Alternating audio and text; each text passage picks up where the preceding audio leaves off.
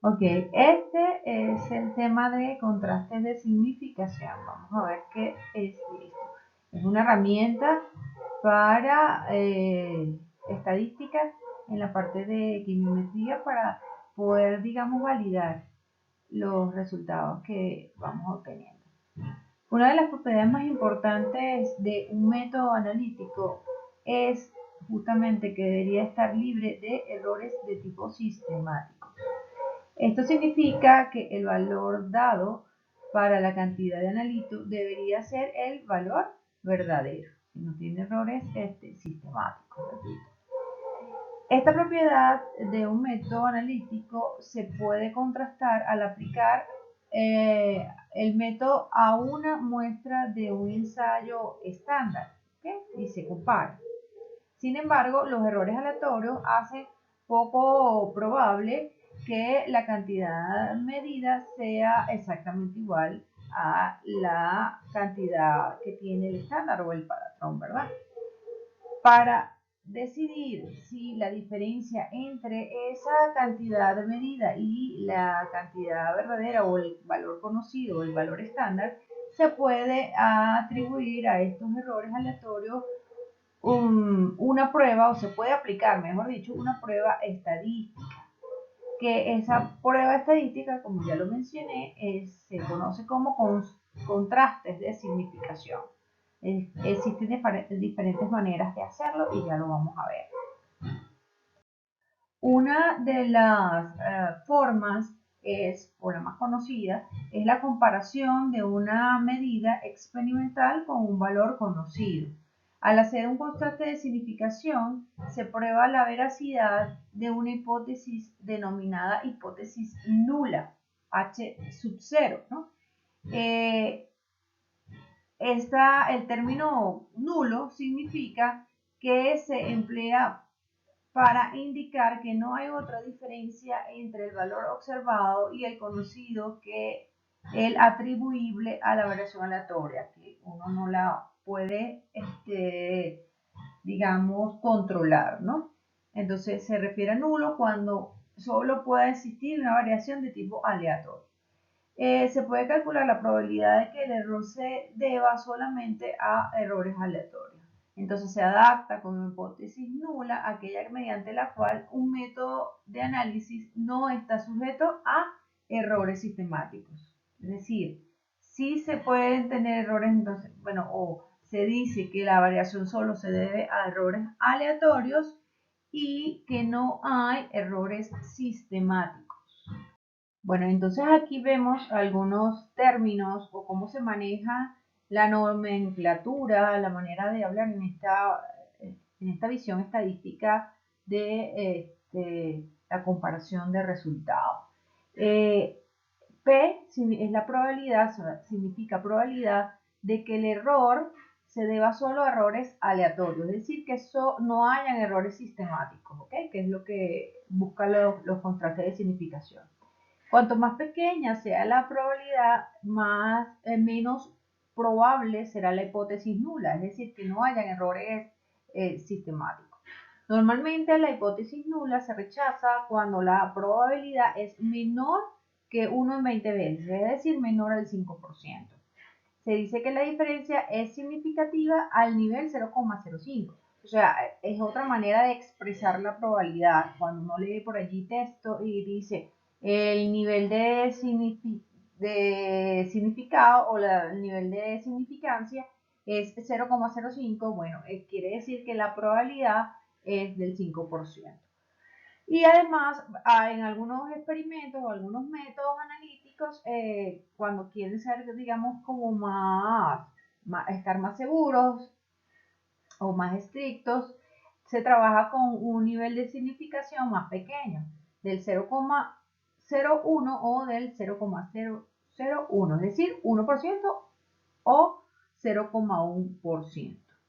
Y el nivel de significación se indica escribiendo P, la probabilidad, igual a 0,05 si es el caso. O sea, que voy a trabajar con una probabilidad del 5%, entonces pongo que mi nivel de significación es P igual 0,05. Recuerden que entonces P proporciona la probabilidad de rechazar la hipótesis nula cuando esta es verdadera, es decir, cuando sí hay errores sistemáticos. Ok, entonces poniéndole ahora fórmulas a esto, para hacer ese cálculo podemos hacerlo a través de un valor estadístico llamado T. Este valor T es igual a la diferencia entre la media muestral menos el valor verdadero, que lo llamamos mu, por la raíz cuadrada de n, que es el tamaño muestral, entre la desviación estándar, que es S. Ok, el valor de t se toma como valor absoluto, como lo vemos por aquí, como valor absoluto, y si es mayor que cierto valor crítico, que el valor crítico de t se encuentra en tablas, que ya se las voy a poner por allí, se rechaza esa hipótesis nula. Es decir, si nosotros ya colocamos a priori la hipótesis nula diciendo que las diferencias entre el valor conocido y el valor de la muestra solo se debe a valores aleatorios, eso es lo que dice la hipótesis. Si este valor luego de hacer este cálculo, el valor de t me da mayor a ese valor crítico, entonces no es cierto. Hay errores, yo lo que puedo concluir es que hay errores sistemáticos que yo no estoy considerando allí. Entonces, el método tiene algún error sistemático que hay que revisar. Veamos un ejemplo de cómo se utilizan estas ecuaciones. Recordemos que estamos viendo como contraste de significación la comparación de la media experimental con el valor conocido. En este ejemplo se dice, en un método para determinar mercurio por la técnica de absorción atómica de vapor frío, se obtuvieron los siguientes valores para un material de referencia que contiene 38,9% de mercurio.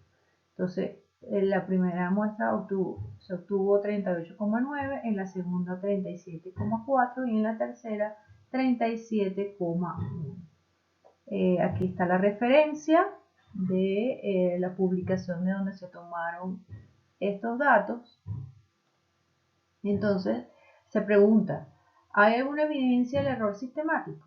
Recuerden que la comparación de la media experimental con el valor conocido sirve justamente para esa hipótesis nula. La hipótesis nula en este caso dice que no hay errores sistemáticos. Entonces, si te están preguntando, ¿hay algún error sistemático? Justamente se calcula el estadístico T para corroborar si existe o no errores sistemáticos, si la hipótesis nula es o no verdadera. Entonces, la media de estos valores es 37,8. La desviación estándar es 0,964%. ¿Okay? Bueno, ya sabemos calcular el valor promedio y el valor de desviación estándar, ¿verdad? Lo vimos en la clase pasada.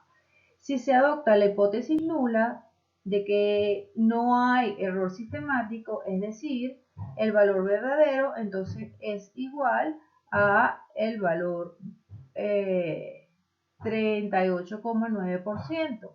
Y se utiliza la ecuación de T, que ya vimos anteriormente, para calcular el estadístico T.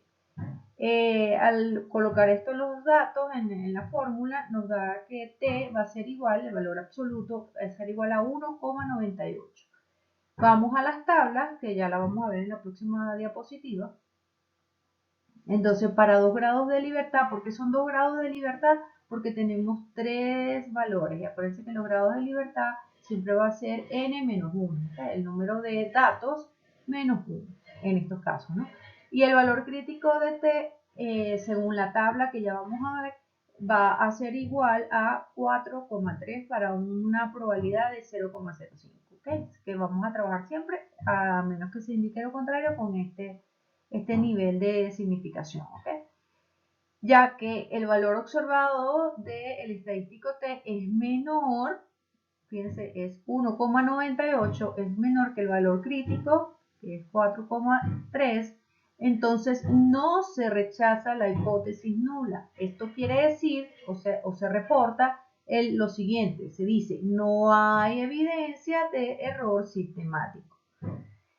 Eso es como, así es como se manejan estos datos y estas ecuaciones. Fíjense, esta es la tabla que les comenté, de aquí se extraen los valores críticos de ese estadístico T para valores de probabilidad o de nivel de significación igual a 0,1, a 0,05, que es la que estábamos trabajando ahora mismo, a 0,02 y a 0,01. Es decir, 90, 95, 98, 99% de probabilidad. Y los grados de libertad son esta columna que está acá, donde en el ejemplo anterior, recuerden que como teníamos 3 datos, entonces los grados de libertad es 3 menos 1, es decir, 2. Y trabajamos con un nivel de significación de 0,05, por lo tanto, estamos en esta columna. Y aquí está el valor de T crítico para el ejemplo anterior.